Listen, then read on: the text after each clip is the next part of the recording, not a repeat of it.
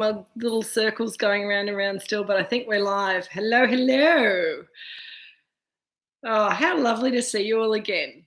So, Karen, you're in charge at your house. I hope Joan is there as well. Hello, Joan. Craig, very disappointing. Hello, David and Fiona and Sharpie and Rod and Rob and Deb and Cody and John and Greg and Haley and Kay. Who have I missed? I always miss someone. Oh, hello, everyone. It's just lovely to see you all again. Great to be back. Over the I wouldn't have been much fun last week, even if I hadn't double booked myself, but I apologise again for that. That was dreadful. Hello, Anne. How are you going? Hello, Michael. Welcome back. Yes, while I was overseas, it seemed like everyone was overseas, which is absolutely crazy. Hello, Daryl and Sue. Okay. Yes, everyone's overseas at the moment, and do you know what? It's quite nice to be back in winter, although it is a little bit cold. That reminds me, I just turned my heating on at home, which I can do through my phone. I'm talking because if I don't turn it on an hour or so before I get home, it takes forever to heat up. It's absolutely frigid in that house. Jill's done some beautiful flowers for us, and the Balinese dragon and Ganesha have joined us in Drinks with Kate on the mantelpiece. Hello, Jeff and Sue. Welcome back. How lovely. I think there have been a lot of people who've been busy doing other things. And yes, some people have been home and not overseas, but that's okay. We are at the last bottle of this. It's not a blighted box, but it's just a box that kind of threw us some challenges as far as scheduling dates, wasn't it? So I apologise for that. But here we are at the Pinot Gris 2015. Save the best till last, I always say.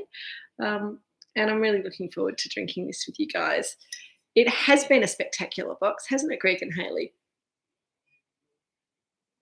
And the next box also looks awesome, Michael. I'm really excited about the new box. So I saw your order come through, so thank you. And thank you to everyone else who has ordered.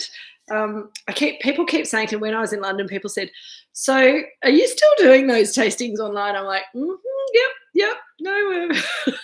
We have a very keen little contingent of people who would like me not to stop. So, if you do get sick of it, just let me know. But in the meantime, I think we're going to keep going. Dad's just got the scraps from the wine room. He can't wait for me to open the bottle, which is going to happen any minute now, but that's okay. I hope you guys already all have a glass of wine. Karen, I think you do have an order in. I will check tomorrow morning to make sure. No, you do. It came through like on the day that I put the button out. So yes, that's absolutely correct. It should be winging its way to you right now. Here we go. Get that bottle open. 2015 Pinot Gris, Pinot Noir glass. I chose not to decant it. I think with a wine like this that has a little bit of time in bottle, you can put it into a decanter quite gently just before you're about to drink it, because you never know. Sometimes bottles get a little bit stinky and like to have a little bit of air to start showing themselves. But I just thought this would probably, if it did need a little bit of air, we could do it. We could get it in the glass by doing this. So. Oh God, I could smell it actually as I poured it, and I hope that it's not. I hope that if you had it in the fridge, you've had it out of the fridge for a little while, because on a cool night like tonight, having it at sort of semi-room temperature is a really good idea for a wine like this. Kay, what have you got? Don't have a Moorooduc Estate Pinot Gris tonight. I have Jill's carrot fritters with another Mornington Peninsula Pinot Gris. That's good. It does smell a bit lemony, Fiona. It's kind of yeah. Hello, Peter and Karen. How you going? Welcome back. I was waiting for you guys to pop on the chat.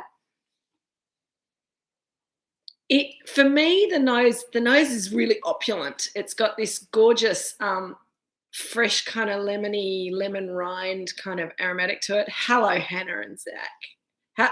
Hannah and Jack. Sorry. Good to see you. I didn't need to be in the fridge tonight. Absolutely. Richard, there's some wine here if you're ready for it. And Peter also requested to be brought a glass. My brother's in the kitchen doing some cooking for Sunday. So he's like, I don't have time to come in and get the wine. You'll have to bring it out to me. I'm like, well, I'm going to be busy actually. So, okay, Anne's got leek and potato soup on the stove, cheesy garlic toasted tartar soap. How beautiful. Yum, yum. So what am I smelling? I'm getting you guys are all over it. I could just sit back and go la la la and let you make all the comments, because I definitely get that kind of lemon rind, lemon oil kind of aromatic, but also it's like someone's sort of squeezed a lemon. But if you know how if you put a lemon on the barbecue, it kind of caramelizes it before you juice it over something. It smells a bit like that to me. It does also have a little mandarin kind of a note to it, Jeff. Absolutely. I'm also getting quite a lot of honey. Hello, Shell and Andrew. How you going? I'm glad that you could join us. A little bit slow to drop work over there, Shell. I know it's tough sometimes, isn't it? But, gotta stop working sometime. Have a glass of wine. So welcome. I'm glad you made it. What's Andrew been cooking? Do tell us. So, yeah, I'm definitely getting that little mandarin, like when you peel a mandarin and you just get that, again, mandarin oil coming off the skin, just kind of spritzing into the air. That's what it smells like to me. But I also get a kind of nutty, almost kind of washed-rind cheesy kind of a note. There's definitely pears in there as well, really ripe pears. And I think if anyone made that Ottolenghi bruschetta with the pears, with the kind of grilled pear slices and either goat's cheese or washed rind cheese on top, I thought that looked rather lovely, and I thought that would go quite well with this. Oh, fantastic, Andrew, making both. That's very good. Karen, isn't that amazing? The whole glass conversation, I think, is really relevant for this wine. So Karen and Joan just swapped glasses from the tasting glasses to more like a Pinot glass, and the wine's instantly has more balance, lovely blend of flavours that was overly lemon in the other glass. I think that's really interesting. I love drinking Pinot Gris, particularly semi-mature Pinot Gris in the Pinot Noir glass, because I think certainly the way we make Pinot Gris, it's got more in common with Pinot Noir and Chardonnay than it has with Riesling and Pinot Grigio kind of styles. The dogs are getting their dinner in the dining room tonight, which is lovely. And Jill will be able to have a glass of wine as well, which is also lovely. What else can I smell? A little bit of cashew nut. So, Shell, Andrew, did you use the pine nuts in your Ottolenghi pear crostini, or did you sub one of the other nut options out? I'd be very interested to know, because I reckon a cashew nut or an almond butter would be really good as a base for that with this wine as well. I'm just loving smelling it. I'm also loving the colour as well. Hello, Polly, you can eat your dinner. Yeah, go eat your dinner. Polly's being a sook. She's been sooky ever since I've been home, actually. So we're just kind of working on our trust again that I won't go away too quickly for a while. But that colour is gorgeous, isn't it? It's so golden and beautiful, reflecting the light. And now I'm getting, as it airs up, I'm getting sort of some lemon curd aromatics and a little bit of kind of crushed biscuit. So almost like a lemon cheesecakey kind of a note, which I think is rather special too. All right, I'm going to taste it now.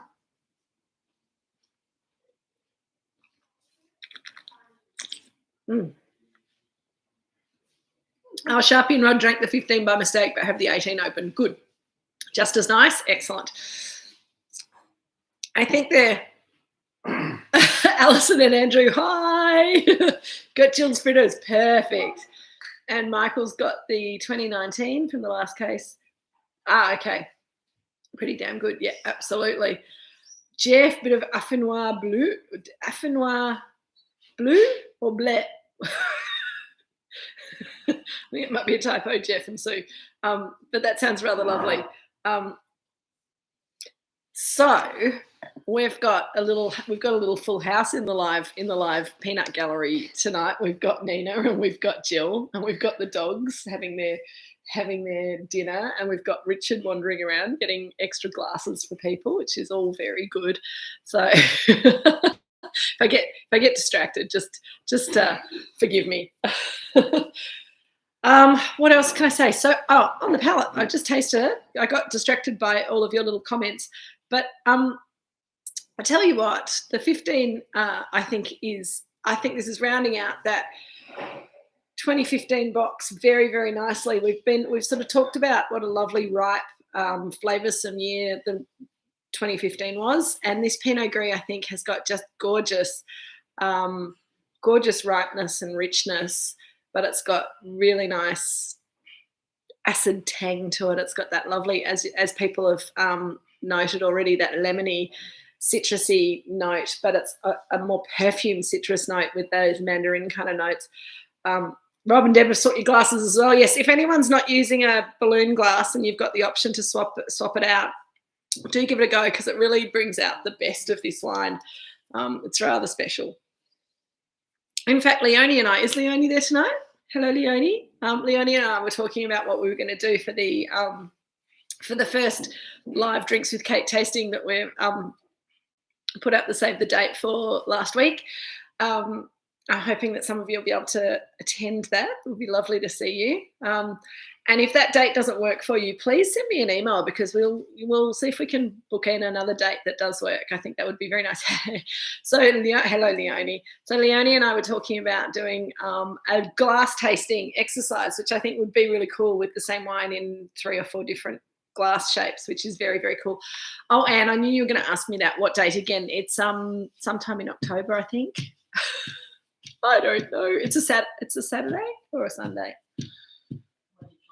I don't think I've given you that date, Jill. Oh yes, I have. The what was going to be the masterclass, the Chardonnay or the Pinot Noir masterclass. We're doing it as sort of the first Drinks with Kate live tasting. Jill's got it in her diary. She's going to check for us.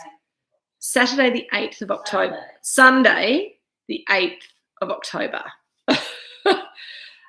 Kate, we haven't, it was the email that I sent out last week to say that I was sorry that I double booked myself and got myself kind of confused last week, and it had the link for the new box, and it had, at the end of that email, it said that we're going to be doing Drinks with Kate live on the 8th of October. So I will send out a proper email just promoting that. But I wanted to give you all as much notice as I could, because I know some of you are hoping to come from interstate, and just wanted to make it as accessible as possible. So hopefully that will work. All right, back to the wine. People are sending me messages. Oh, Michael, nearly drove us past, and now drove past us, and now you're in Summers. How lovely. I was here all day today, so you could have come and visited me. Anyway, maybe next time. On the palate, I'm getting some really lovely. Oh, good, Karen. Definitely the 8th. We're all good and organised. Looking forward to woohoo, yay, good, excellent. And birthdays galore, it looks like. How fabulous. So we've worked out what the wine smells like, and I'm just sipping away and talking. Also, Gris is going well with the camembert chips. Oh, good on you, Peter and Karen. Those chips are a good fallback if you just don't have time to make fancy things like carrot fritters. Sadly, nobody made me carrot fritters despite asking. It was very sad. Everyone's been very busy today at Moorooduc, so I can't really complain too much. There's a little bit of aniseed coming through now. I always get a little bit of aniseed or fennel in the Pinot Gris, and I'm just starting to see that on the nose, and I can see it on the palate too. Jill says passion fruit. On the nose or the palate, Jill? On the palate, Jill says there's passion fruit characters. So it has got that tanginess and that tropical fruit kind of richness to it. I agree. It's certainly not lemony anymore. It's kind of on the palate. It's got that passion fruity note. It's got sort of a little bit of bergamot.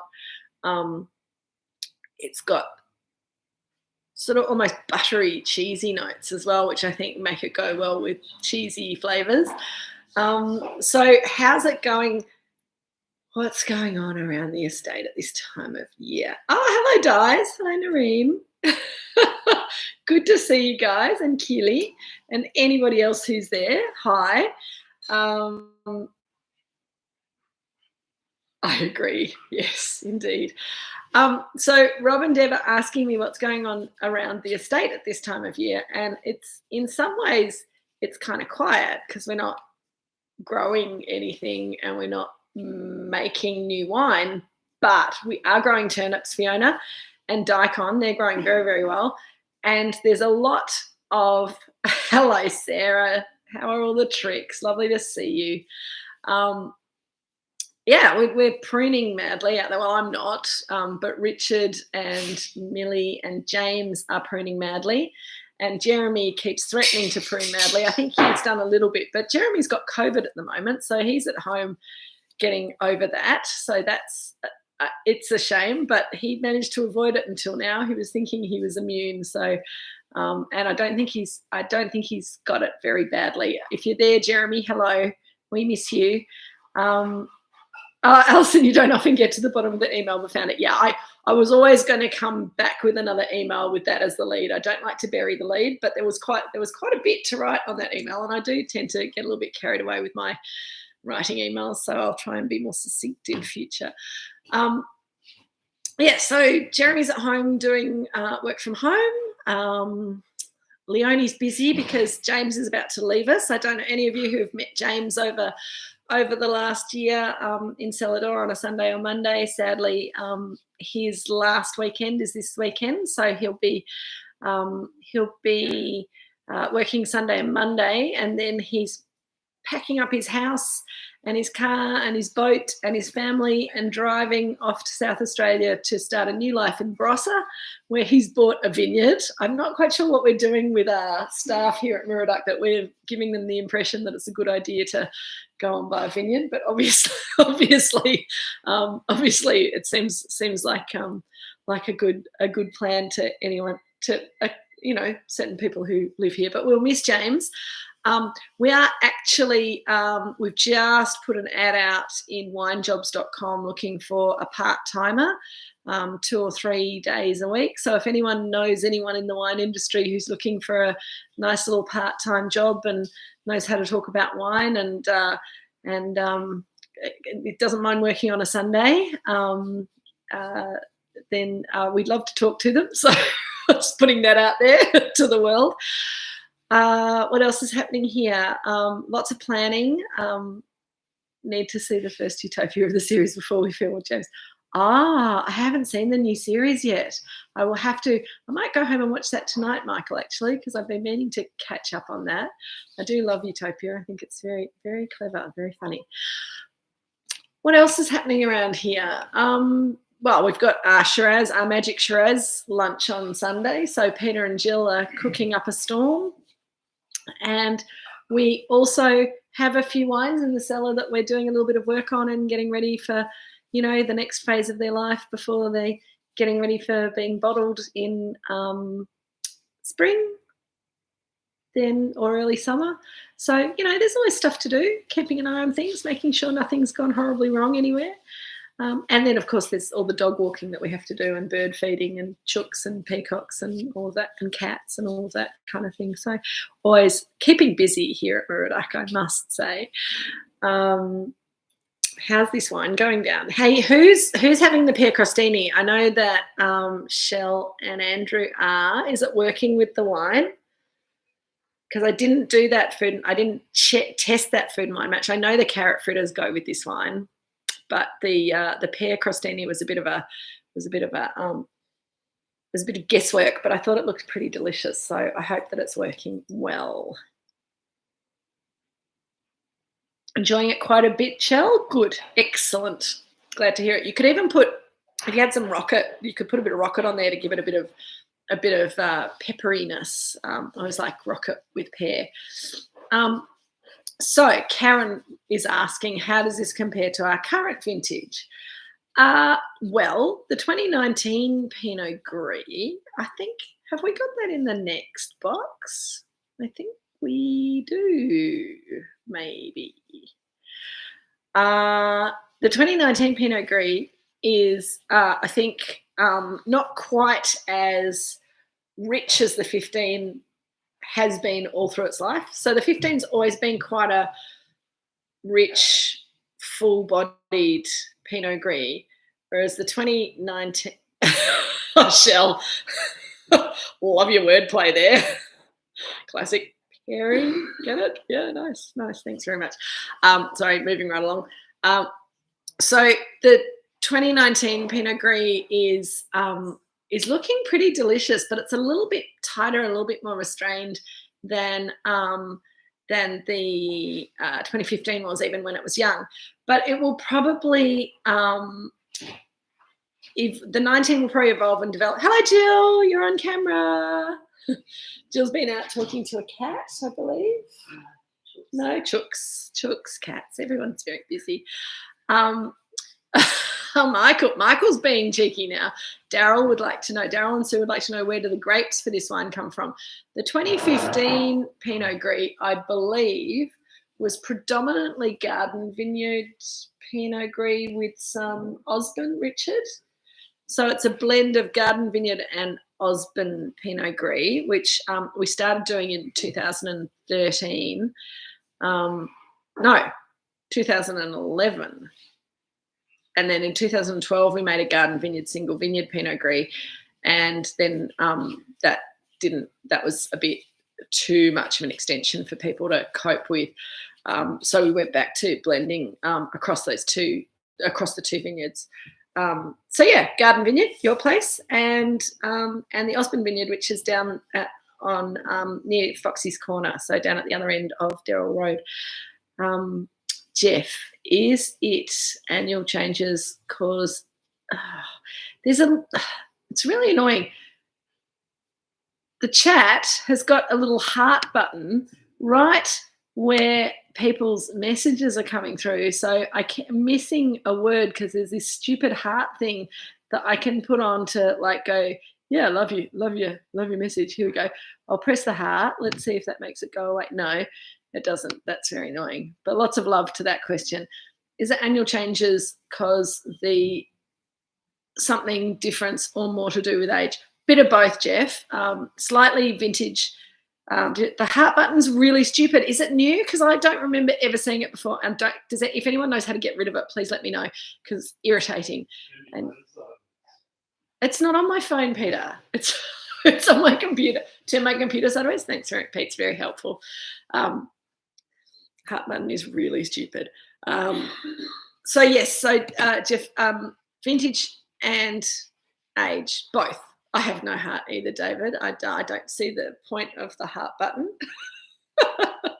No, that's not true. But it's what place does it have in the way of my chat and trying to read the comments that you guys are making? It's just irritating. Anyway, how's the wine breathing up? Let's get back to the wine. Oh, something's cooked in the kitchen. That'll probably be my carrot fritters that Peter's making for me. Probably not. Alison.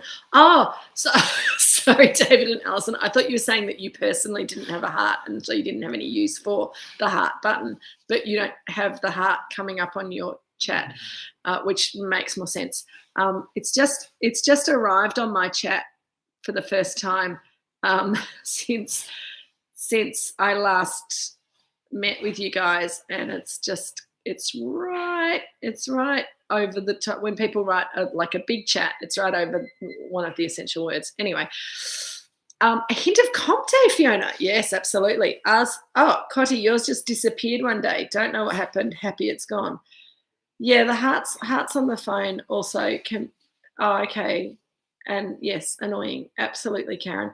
Anyway, maybe if I ignore it, it'll go away. If I don't use it, maybe YouTube will go, oh, she doesn't like anything, so we won't give her a heart to play with anymore. Grumpy.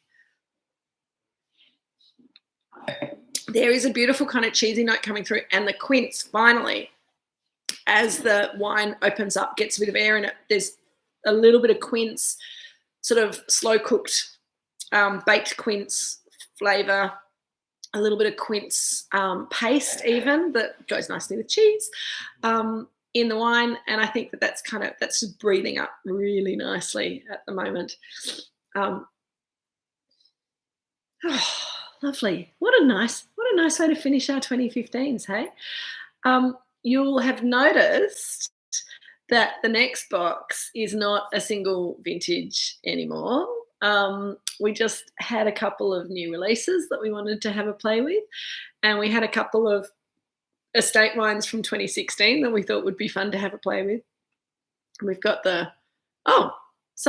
did one of you guys hit the heart button just then? Because I had a little heart sending off and I'm nowhere near touching it. So now I feel like someone's auto hearting things. It is quite creamy, Alison. There is a kind of a very creamy, cheesy kind of a note to it. You did, Sharpie and Rod. Thank you. Hello. That could get very distracting. Everyone who's got the heart button, everyone hit the heart button now and see if we can crash the site. It'd be really good. Hey. Lines, I'll look at you all. You're gorgeous. Thank you. Lines, your mum used to make quince jelly. It was clear and pink. How lovely. Oh, Fiona, you don't have the heart button either. Well, maybe that's just maybe you've got a different version of maybe I need to update my YouTube or something like that. No button but hearts anyway. There were lots of hearts that came through and other things. So thank you guys. That's actually, I'm slightly less grumpy about the heart button now because it was very sweet. Yeah, more please. Thank you. I've never made quince jelly and I would love to because I think quinces are amazing. When I lived in North Fitzroy, we had a house. Our house backed onto a lane, and one of the houses on the other side of the lane had a big old quince tree that kind of hung over the back of the fence, and we'd kind of go walking down the back of the lane to see if we could harvest some ripe quince when it was the season. And I just remember having these beautiful big fat quinces in the living room just kind of sitting in a plate ripening and just emitting this beautiful quince perfume through the whole house. And then when you cook them, they get even more perfumed and they're just delicious. But I've never made quince jelly, so I think I might have to have a go at that at some stage. I do have a quince tree planted along my fence line in my backyard, but it has never, I planted it, I've been there now for 10 years, so I think I planted it the first year I moved in and it hasn't done anything, so I think I might have planted it in the wrong place or I'm not giving it enough love or something. So I might have to buy some quinces from the local farmers market instead or beg some from Rob and Deb. I don't know if you've ever offered me quinces. Have you not got a quince tree in your cornucopia of a garden? That would be amazing. So, Carl makes magic, Cotty makes magic with quince. Oh, Cotty. That doesn't surprise me at all, at all. So this wine is just kind of, I don't know what Pete's cooking in there, but it's making the wine smell like creme brulee, which is rather nice as well. It's a nice caramelizey. You do, but it still hasn't yielded much. Maybe they just need to be really mature. Maybe I shouldn't give up on my quince tree yet. Maybe it just needs more time. Any quince tree experts want to give me some advice? It would be much appreciated. Thank you. I'm sure Jill will be able to tell me when I get off the chats. She'll say, "Oh, this is what you have to do, Kate. Mum's pretty good at growing stuff." Oh, Cotty, that'd be lovely. Quince and rosemary jelly. How delightful. Thank you. Always love a little jar gift. That would be awesome. Thank you. So yes, looking forward to this Sunday. We're having our Magic Storks Shiraz lunch. We're celebrating both the Magic Storks Shiraz and the McIntyre Shiraz. We are going to have a little bit of Pinot Gris to start off with. So a little bit of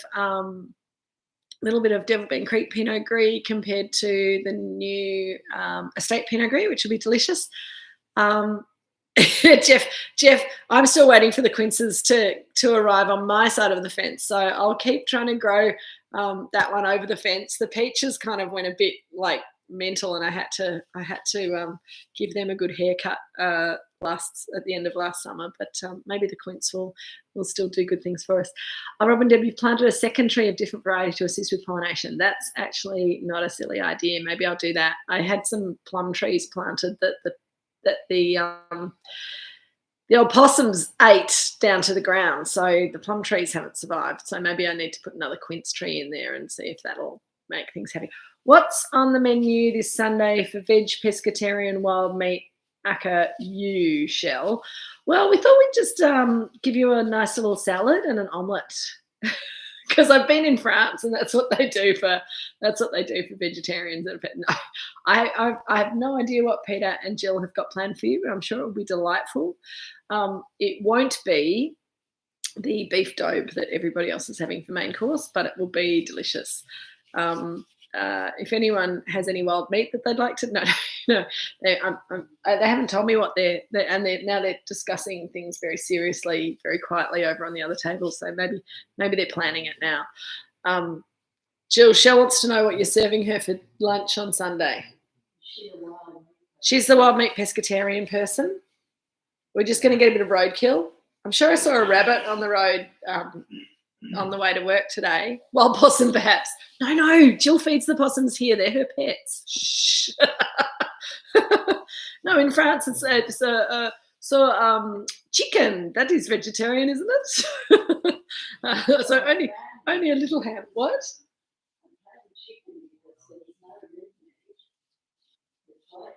No, she's pescatarian, Jill. Yes, it does. All right. Well, so Jill's being difficult now. Shell, we might talk about it off air later.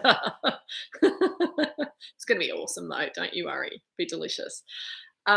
Yes, in France it is. So only a little ham. As you know, I was in France with beautiful Charlotte. You've got deer, have you, Rob and Deb? Jill, would you like some venison? It's not gonna work with the menu. I think she's really got it sorted. She's just pretending that she doesn't. But we'll have to talk about that deer at some stage, because it'd be fun to have a bit of a deer feast. In Paris, that was such a good interchange with Jill. Thank you, Michael. Yes, it's always good when someone's off camera, isn't it?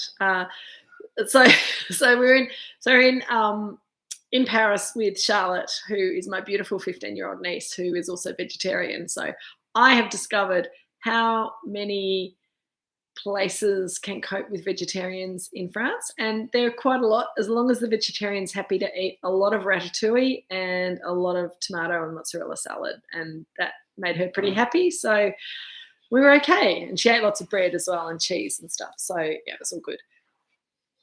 That wine is just getting creamier and creamier, isn't it, as it airs up? Michael, where have you been on your travels? Everywhere, man. It would be very cool to hear if anyone else has been anywhere exciting in the world. I know Rob and Deb have been away, and I know that others of you have also been away, particularly Peter and Karen. We caught up. They don't do veggies really at all, especially in the regions. Everywhere, Michael, good.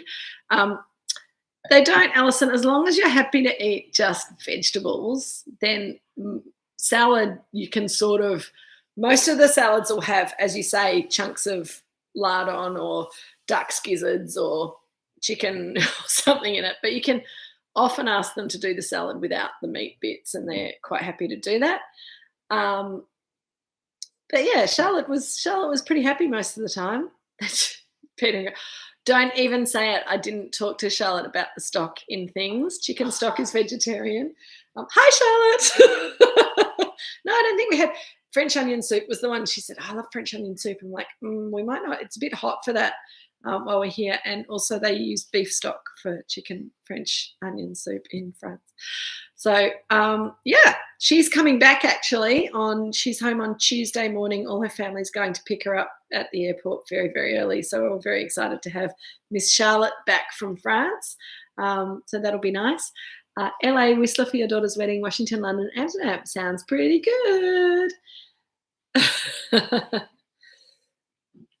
We've got a pussycat who is hunting a flower at the moment, which is pretty funny. The aniseed's coming through as well, I reckon, on this wine now with some more air. Pour a little bit more in the glass. Give it a go. Okay, so team, next week we have a little buy while we just make sure that everyone's had time to get their next box. So I did send out an email also last week asking your opinion about what you'd like to talk about, and I got 2 emails back. One voting for Barbera as a grape variety to talk about, which I think is a great idea. And another one, I think from Alison, from recollection, suggesting that the Boulevardier cocktail might be appealing. So I reckon we might do both. So just to, stretch out appeal to all people. If you feel like having a glass of wine next week with me, then bring along a bottle of Barbera. It can be Italian Barbera. It can be Australian Barbera. It can be Barbera from wherever you love, but bring some Barbera. Fiona, any Barbera suggestions? Well, there's you could always go to the Prince Wine Store, and they have a lovely Barbera called La Tota, which is not too expensive but also delicious. That's a nice Italian Piedmontese Barbera. There's a lot of other good Italian Barberas out there, but Australian Barbera from the King Valley, correct, Jeff McCann. The Pizzini Barbera is excellent, and the Del Zotto Barbera was also pretty good. So I think the Pizzini would be my choice of King Valley Barberas, but yeah, absolutely do that. No, Alison, I've had other people apart from you, Sue, thank you. Alison, I think we can make the cocktail as well. Why not? If you feel like having a cocktail, let's talk about the Boulevardier, and we'll talk about sort of Campari and vermouth and how it can be mixed with different things to make different styles of cocktails. I think that can be fun. So yes, if we a Pizzino Del Zotto Barbera down in the cellar under the stairs, good shell. I think that could be good. Thank you, Rob and Deb. I think that this 2015 vintage box has been awesome. I agree. I think that it was really lovely to explore 2015. And don't worry, we've still got a couple of other vintages to have a bit of an exploration of, but we were starting to get to the stage where we were releasing wines and not tasting them together, and that's a bit of a shame too. So we thought we'd just catch up with a bit of that stuff as well with the next box. And that's the other thing about the next box is you've got some of the last of the Magic Stalk Shiraz 2020, I think it was 2020, or is it 2019? Anyway, whatever that is. And the last 3 cases of 2020 Pinot Gris on skins has gone into box 4. So it would be nice to go back and revisit those wines before they're completely sold out. I think that'll be really fun. If you bought a second 2015 box shell, then that was very smart, and there were quite a few of you who did that. And we kind of got to the end of a couple of those wines, which is why we took it off the shop just last week. So well done those of you who bought a second one to stash. I would say that you probably want to drink those wines over the next 2 or 3 years, but it sort of depends on how good your cellar is. If you've got a really beautiful cellar, you could probably keep them for a bit longer. If you're keeping them in the cool room in the house or the apartment under the bed, then probably over the next 2 or 3 years is safe. But I really don't. It's one of those things. How long is a piece of string? We really don't know how long those wines are going to age. I think the McIntyre Pinot that Loans is talking about now, I think that'll probably last the longest. But then we've seen how these Pinot Gris seem to just go and go and go. So yeah, I don't know. Dad, do you have an opinion about those 15s? They didn't look like they were going to fall over anytime soon, did they, when we were tasting through them?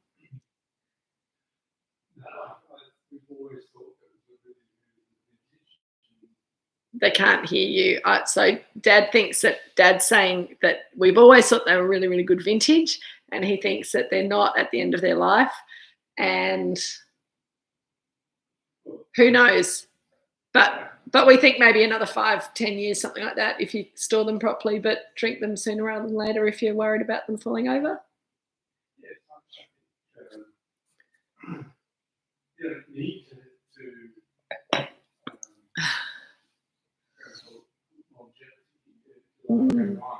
yeah. Dad thinks they'll live for a lot longer, but you don't need to wait. You don't need to go for longevity if you enjoy our wines. And as Rob and Deb are saying, they're perfect now. They're drinking beautifully right now. So, bring them out for a special occasion when you feel like a special treat. Don't share them with too many people if you really enjoy them, because then you won't get enough for you and the bottle will be finished too quickly. But yeah, absolutely, those wines will do good things for a while. Michael, so lovely to see you. I'm sorry we miss you as well, but I'm glad you're looking good for the next 2 to 3. And you've got the new box, so that's awesome. Anyone who hasn't ordered their new box 4, if you'd like to come along for the ride, and there's never any need to always order the box, but I would be getting a little bit of FOMO if I didn't have those wines in my cellar, at least, even if I didn't get a chance to drink them at some stage. Michael, you're a geriatrician. Let me know if you need advice. Thank you. So how long do you think they'll go for, Michael? Good, David. I'm glad. Pete's been doing deliveries yesterday and today, and he'll be doing deliveries again next Wednesday. So anyone who's Melbourne-based who needs the box, you've got another week and a half to order it before we're starting it. If you're interstate, then get your orders in sooner rather than later if you haven't already. But yes, Karen, we've got as I said, your order will be with you sort of any minute now, I reckon. And in the meantime, I am going to love you and leave you because I feel like I've run out of stuff to say. It's been gorgeous to see you all. Enjoy, if you've got any wine left, enjoy the last of the Pinot Gris. I'm hoping there might be a tiny bit left in the bottle, but there's 4 thirsty people over there, so I'm not counting on it too much. Poured myself a nice big glass, so I'm all right. It's lovely to be back. It's great to see you back in the seat with the flowers and the beautiful painting and the lights behind me. It's nice to be back with the dogs. It's nice to be back with all of you guys. So cheers. Thank you very much, and take care. Have a lovely evening. Bye. See you next week with Barbera and cocktails. Cheers. Oh, and on Sunday as well. Ciao, ciao.